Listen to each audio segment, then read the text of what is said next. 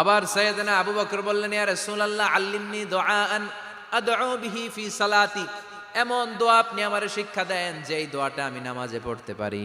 বিশ্বনবী বললেন, পড়ো আল্লাহুম্মা ইন্নী যালামতু নাফসি যুলমান কাসীরান ওয়া লা ইয়াগফিরুয যুনুবা ইল্লা আনতা ফাগফিরলি মাগফিরাতাম মিন ইনদিক ইন্নাকা আনতাল গফুরুর রহিম। সুবহানাল্লাহ পড়েন। এটাও ইস্তেগফার। আমরা এটার বলে দোয়া মাসুরা, সালাম ফেরানোর আগে পড়ি না? যেখানেই ক্ষমা চাওয়ার কথা আছে ওইটারই কি বলে? ইস্তেগফার। আল্লাহুম্মা ইন্নী যালামতু নাফসি, আল্লাহ জুলুম করেছি, যুলমান কাসীরা, অনেক জুলুম।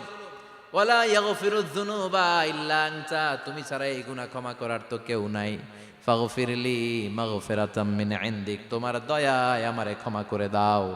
ইন্নাকা আনতাল গফুরুর রহিম, তুমি হলা ক্ষমাশীল। ঠিক কি না? এটাও ইস্তেগফার, এটাও পড়বেন। আরে ইস্তেগফার, এটাও পড়বেন। আরে সব ইস্তেগফারের শ্রেষ্ঠ ইস্তেগফারের নাম সাইয়্যিদুল ইস্তেগফার। যত ইস্তেগফার হতে পারে এর মধ্যে সবচেয়ে শ্রেষ্ঠতম ইস্তেগফার নাম কি? কথা কন। বুখারীর বর্ণনা, শাদ্দাদ ইবনে আউস রাদিয়াল্লাহু তাআলা আনহু বর্ণনা করেন, এই সাইয়্যিদুল ইস্তেগফার দিনের বেলা যে পড়বে ওই দিনে মারা গেলে সে জান্নাতি। এই সাইয়্যিদুল ইস্তেগফার রাতের বেলা যে পড়বে ওই রাতে যদি ইন্তেকাল হয় ওই লোকটা জান্নাতি। মুখস্থ আছে না? কার কার মুখস্থ হাত তুলেন।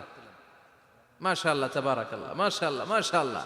আর যাদের নাই তাদের হোমওয়ার্ক, তাদের আল্লাহুম্মা আনতা রাব্বি লা ইলাহা ইল্লা আনতা খালাকতানি ওয়া আনা আবদুক ওয়া আনা আলা আহদিকা ওয়া ওয়া'দিকা মাস্তাতা'তু আউযু বিকা মিন শাররি মা সানা'তু আবুউ লাকা বিনি'মাতিকা আলাইয়া ওয়া আবুউ লাকা বিযামবি ফাগফিরলি ফাইন্নাহু লা ইয়াগফিরুয যুনুবা ইল্লা আনতা।